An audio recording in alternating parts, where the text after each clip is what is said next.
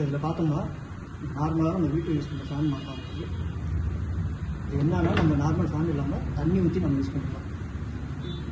Total 6 litre capacity உங்களுக்கு கீழே தான் டோட்டலாக டேங்க் மாதிரி இருக்குது.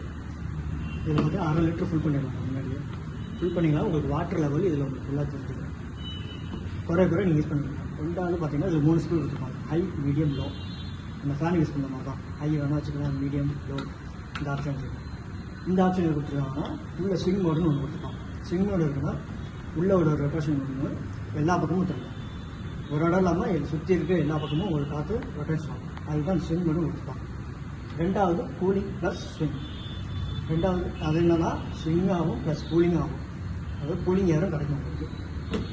கூலிங் ஏர் மோடு போட்டோன்னா இந்த உள்ள பம்பு மூலயமா வாட்டர் மேலே வந்து அந்த ஃபில்ட்லேருந்து இறங்கி வந்துட்டு அந்த ஏர் மூலயமா உங்களுக்கு த்ரோ பண்ணும். நார்மல் லீஃப் இல்லாமல் டோயர் டைப்பில் தான் உங்களுக்கு ஃபேனே போடும். அதனால் காற்று ஏற்றுறோம் நல்லாவே இருக்கும். மூணாவது ஆப்ஷன் பார்த்தீங்கன்னா வெறும் கூலிங் மோட் பண்ணிக்கலாம்.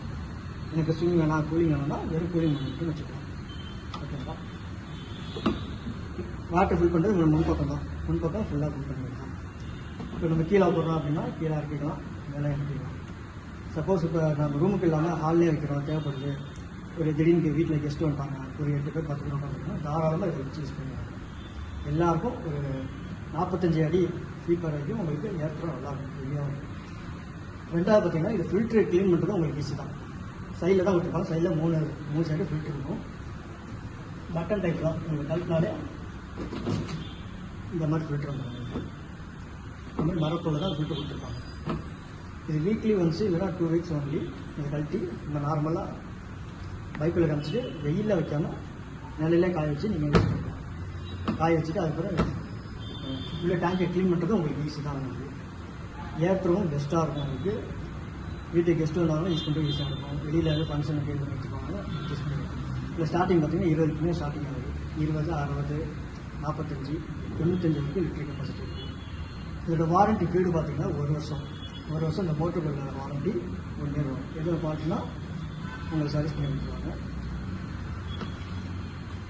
ரெண்டாவது இதோட வாட்ச் பார்த்தீங்கன்னா வெறும் 200 வாட்ச் தான்.